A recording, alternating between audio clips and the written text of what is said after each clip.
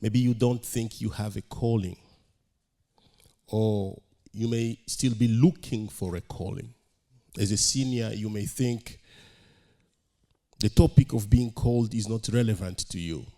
Maybe you are too young and you feel like you really don't know what your calling is. Whether you are too young or a senior, we are all called by God. We are all called into a relationship with Jesus, and everything else must flow from there. Let's go to Nehemiah chapter 2, verse 1. During the month of Nisan, in the 20th year of Artaxerxes, when wine was set before him, I took the wine and gave it to the king. I had never been sad in his presence. So Nehemiah had a job. It was not just any job, a job in the palace. He was trusted by the king as a cupbearer. For a refugee working in the palace, that was quite something. He lived in comfort. He was surrounded by luxury, far from trouble and the rubble of Jerusalem. His life was comfortable until a conversation changed everything. So how did he receive his calling? Now let's talk about the call of Nehemiah. And his call was a burden. Nehemiah 1:2-4. Hanani, one of my brothers, arrived with men from Judah, and I questioned them about Jerusalem and the Jewish remnant that had survived the exile. They said to me, the remnant in the province who survived the exile are in great trouble and disgrace. Jerusalem's wall has been broken down, and its gates have been burned. When I heard these words, I sat down and wept. I mourned for a number of days, fasting and praying before the God of the heavens. Contrary to other biblical characters, Nehemiah did not hear an audible voice from God. Nehemiah did not see a vision or did not see an angel. He did not receive a prophecy. God did not send a prophet to speak to Nehemiah. Nehemiah listened to a story from his brother. And God imparted a burden in his heart from a report. We won't all hear an audible voice or see a vision. But sometimes God calls us by dropping a burden in our heart. God's burden may come as a response to a problem. God will just make you see a problem. It's not going to go away. Just a burden or a passion to see things done differently for the glory of God. Nehemiah didn't hear a voice from heaven. He heard a report from home. Sometimes your calling comes disguised as bad news. God speaks in infinite ways. We cannot limit how God speaks. He can speak through anything and anyone. God is not limited in how he communicates. His voice can come through fire. His voice can come through flesh or through failure. The voice of God can speak through failure. He even used the donkey to speak to Balaam. But we are finite beings. We are finite beings. We have limited ways to hear from God. God is infinite in the way he speaks, but we are limited. We are finite in the way we hear, in the way we receive. So God created us with the capacity to hear his voice, and he often speaks in ways that match our wiring. He speaks to us in the way we are wired. He can speak in many ways, but he will come to you in the way you will understand him. People tend to hear God through 4 different expressions. I want to talk about those before we continue to help you understand why Nehemiah did not see a vision. Why Nehemiah did not see an angel.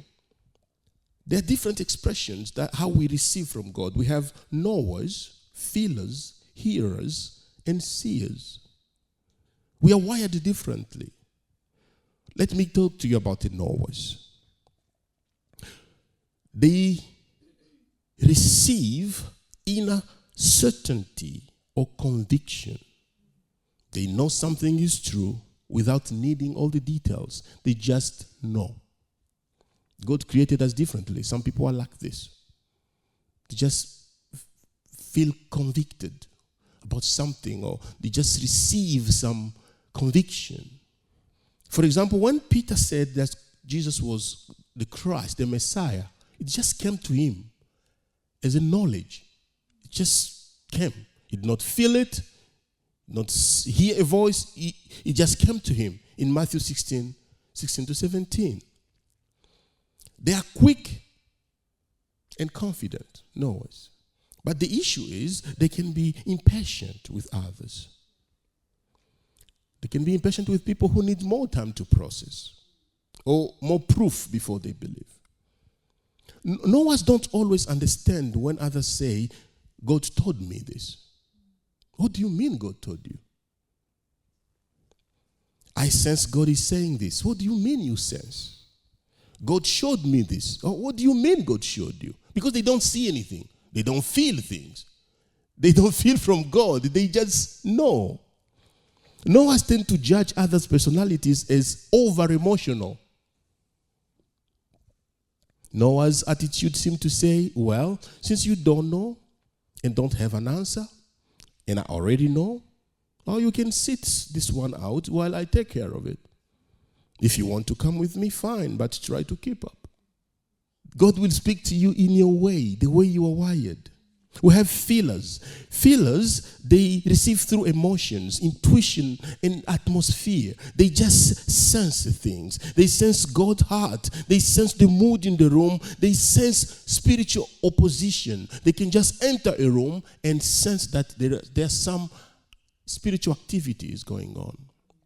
Feelers can be in a shopping center, and they will be feeling different things at the same time. They can feel depression, and then they walk, and then they feel anxiety, and then they feel fear. And you are just picking what other people are picking. It's not you. Feelers are wired like that, and it's a gift from God. That's how God wired you. Paul's deep emotional burden in Romans chapter 9 verse 2, he felt it. The good thing is they can have deep empathy. They can easily feel what God is feeling for people. However, they must guard against being led by emotions alone instead of Scripture. Then we have hearers. They receive words or sentences. They can hear a voice in prayer. They can hear a voice in Scripture. God can drop a line in worship. They can hear a word, and that word keeps repeating itself on the radio, on social media, wherever you go, you hear it. Everywhere you hear that word, you are a hearer. They can hear the same phrase repeated everywhere they turn. When a friend is talking to them, they say it. When someone is on TV, they say it. When they're listening to a podcast, they say it. So hearers will hear things like that everywhere. Like Samuel heard God's calling him. Not everyone heard God call them in the Old Testament. He was a hearer. 1 Samuel 3, 8 to 10. They have clarity of instruction and direction because they know what God has spoken. But they need to be careful to test everything through the word of God to avoid confusion. And finally, we have seers. They see visions, they see dreams, they see mental pictures, like Jeremiah saw in Jeremiah 1, 11 to 12. The good thing with seers, they can tell you what God showed them. A dream, and it came to pass, and it's clear to them. They can receive clear revelation from God, and that inspires faith and action. But they need to be careful because they can see things that are sometimes confusing Everything needs to be in alignment with the Word of God. Why am I sharing this? I'm trying to help you understand how you are wired. Maybe you've never heard a voice, or maybe you've never seen something and say, God is showing me this. But you receive this conviction in your heart about things. Maybe you are a knower. Maybe that's how God wired you to hear from Him. Are we together? It's okay to be you. And you know what? At various points in your walk with God, you may experience each of these ones. God is not limited in the way He can speak to you, but often He will speak to you the way you are wired. So Nehemiah received a conviction that he could not shake off. What was that? That's the way God wanted to reveal Himself to Nehemiah. A conviction, just a conviction.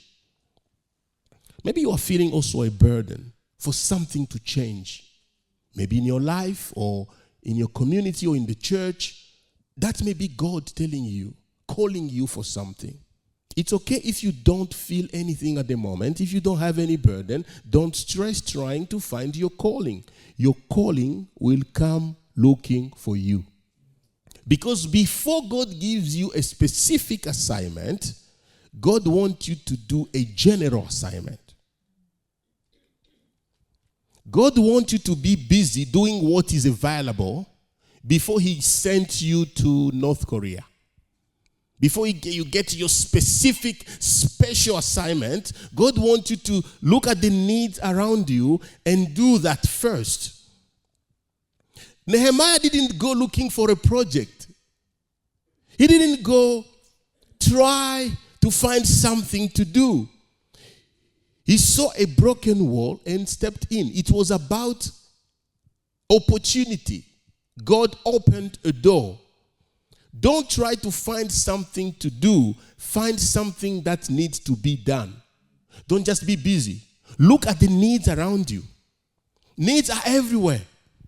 In your church, needs are here. Needs are here.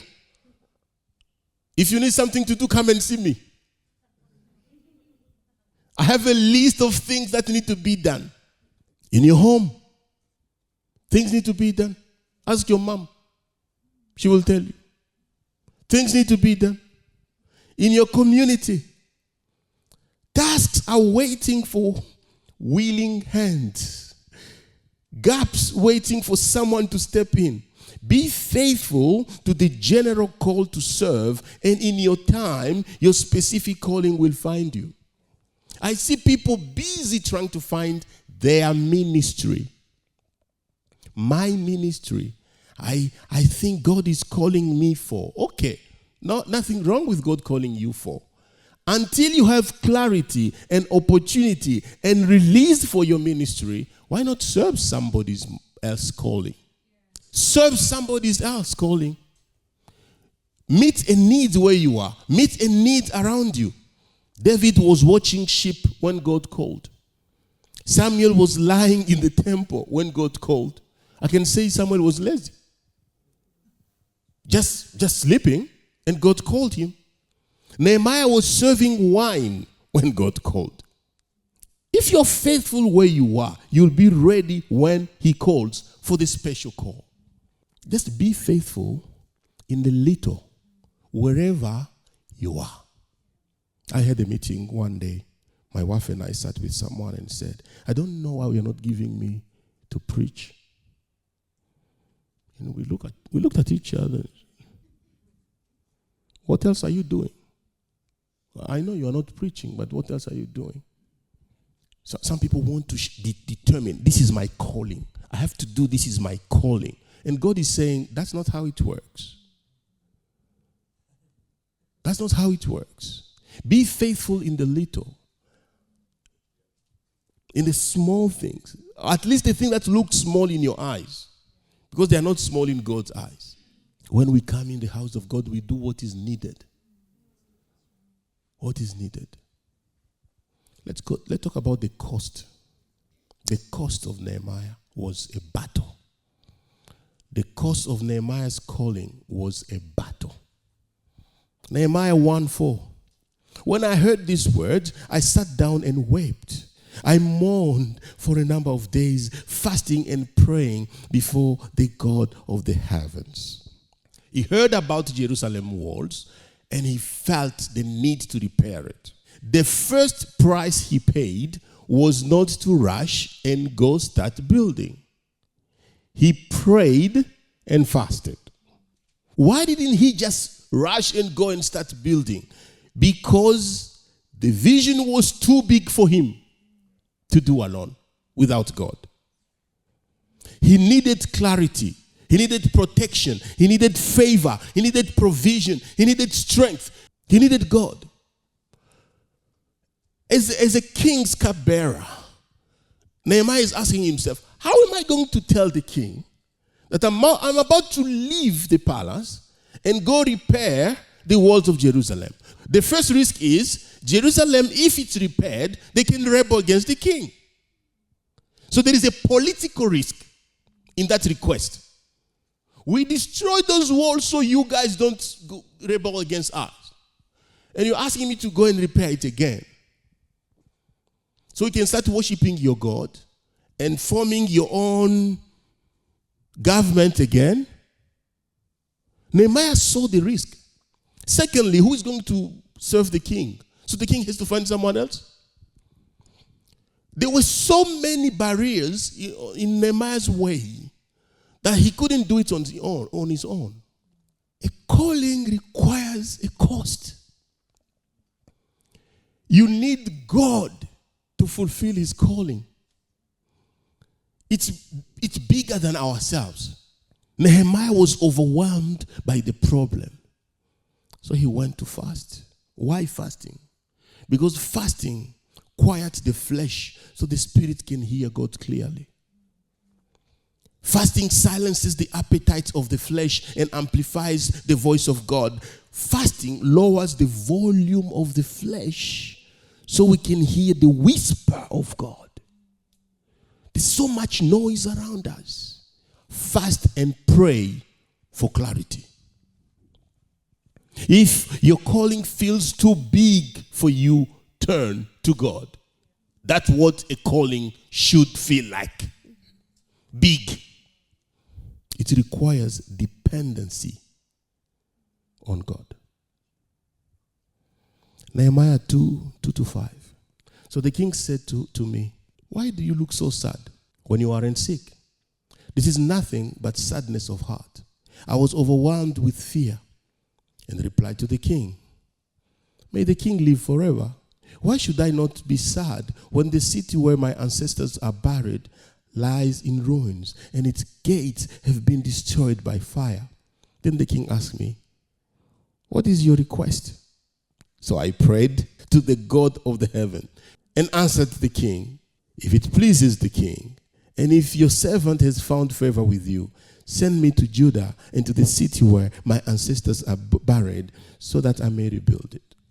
Speaking out could cost him his position, even his life. Yet he dared to tell the king, send me to Judah to rebuild the wall. Often, your calling will demand that you confront your fears. Your calling will demand you confront your fears. Fear of being misunderstood, rejected, fear of losing money. All this can stand in your way between you and the calling of God in your life. Fear of being abandoned, of being alone. Your friends may not understand your calling. People around you may not understand your calling. Before answering the king, he prayed. Because prayer gives you courage. When you pray, the peace of God that transcends all understanding will guard your heart. So prayer gave Nehemiah clarity and the courage to speak to the king about a matter that could cost him his life. And God opened the door. I want to draw something to your attention, church. Often God will use what you have when he calls you. God will use your talent, your gifts, your skills, and opportunities around you to shape your calling. Often. Nehemiah was called by God to repair the wall. But you needed permission to build the wall. And Nehemiah had access to the king. For someone outside the palace to ask for permission will need to go through so many layers to get to that permission. But because Nehemiah was already in the palace, it was easy for God to say, you are going to do it. You have access already. Moses was the only option for God. Let me explain myself. God needed a Jew. But a Jew who knows the palace very well, who knows the customs, who knows the protocols, and who can be trusted at the door. So Moses was not just called by God, he was prepared by God to be the only option to do what he was called to do. Imagine when Moses was called by God, he said, I'm not qualified. He didn't know what he carried. You're not qualified. You're the only guy who can do it. Moses was the only option. He's the only person who knows how to go in the palace, what the language to use, how to stand there when you want to say something important, what not to say, how to confront them. He knew the protocol. And he went. And he got access. He knew even how to start and how to finish. Moses was called because he had access. Already prepared, trained in that palace. Everything you have, God can use that to shape your calling. So don't underestimate the gift you have, the small things you can do, your ability to cook, your ability to make people laugh, your ability to, whatever you have, just a small talent, don't underestimate that. God will use it. I've entered doors because I'm with my wife. They say, oh, this is a beautiful girl. Oh, thank you. I thought they are opening for me. No, they are opening for her. They're opening for her. Beauty is a gift. Looking good. It's a gift from God. Some people have the grace just to look good. Like my wife. You don't. And it's just a grace of God. And just people like them. It's fine. It's good. Singing. Playing instrument. Ability to communicate. Any skill you have is a gift from God. Whatever gift you have is access.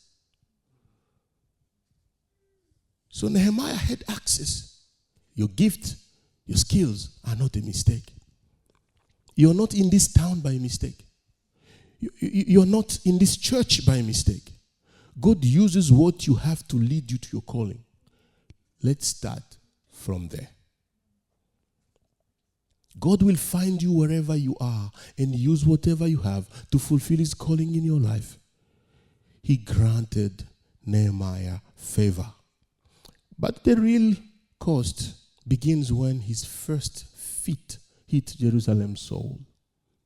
When he enters Jerusalem, Nehemiah 2:19-20, when Sanballat, the Horonite, Tobiah, the Ammonite official, and Geshem, the Arab, heard about this, they mocked and despised us and said, what is this you are doing? Are you rebelling against the king? I gave them this reply. The God of the heavens is the one who will grant us success.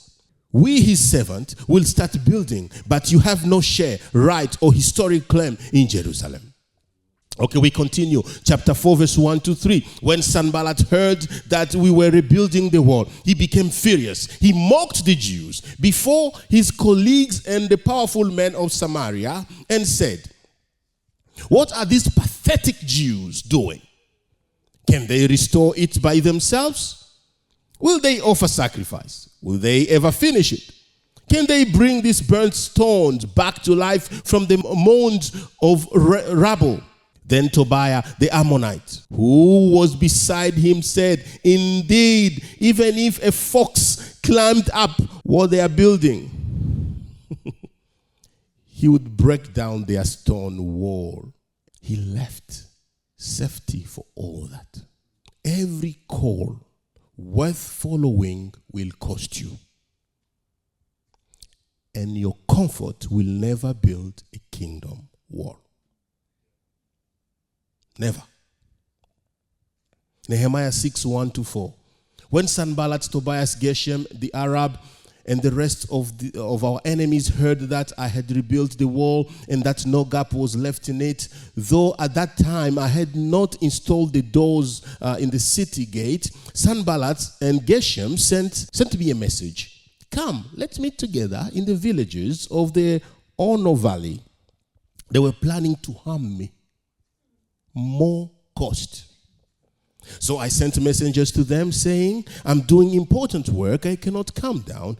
Why should the work cease while I leave it and go down to you? 4 times they sent me the same proposal. And I gave them the same reply. I've seen people leaving church because of, too many attacks. People are criticizing me.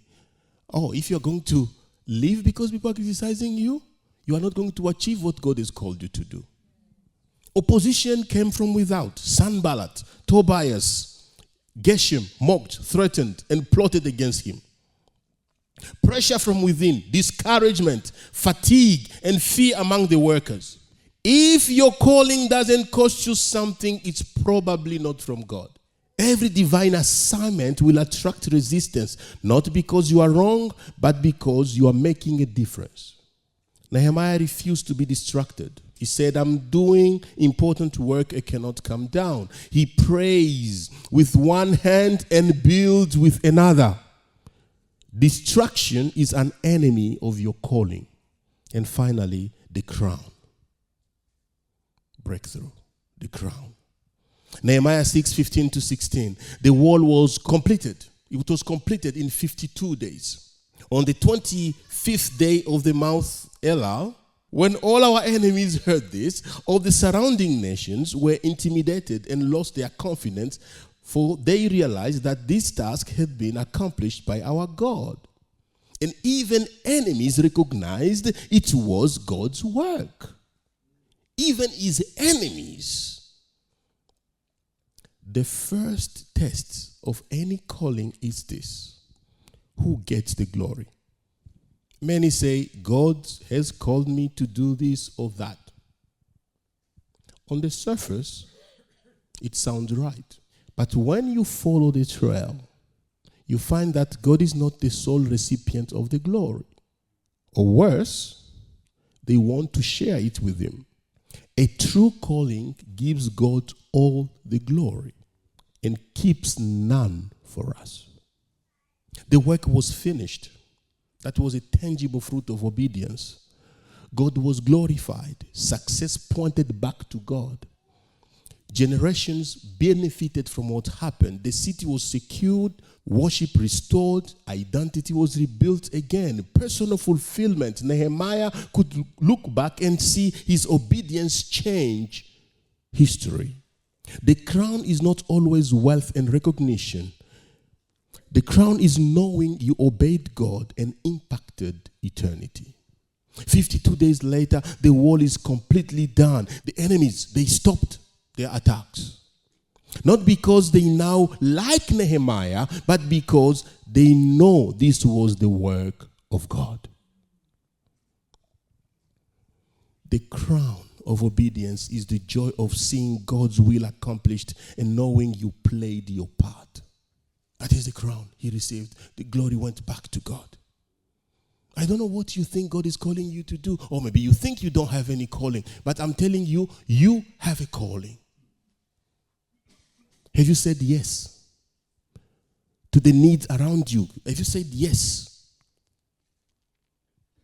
Or maybe you are not motivated because the glory is not coming back to you.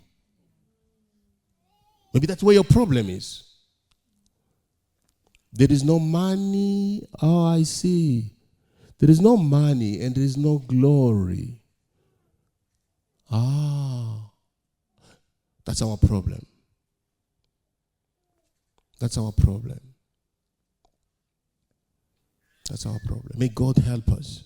So let me ask you about your wall. We all live in our own palaces.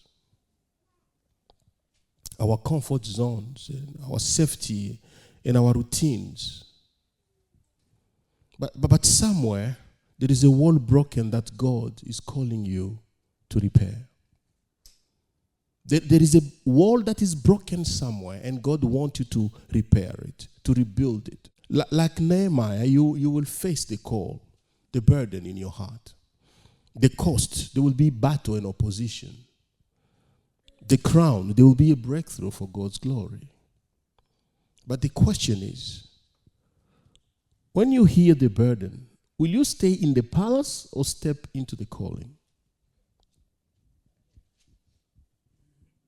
When you hear God's calling you, when you see a need in the church, do you wait for the person behind you to do it? Or you step up and do it? What wall is God asking you to rebuild?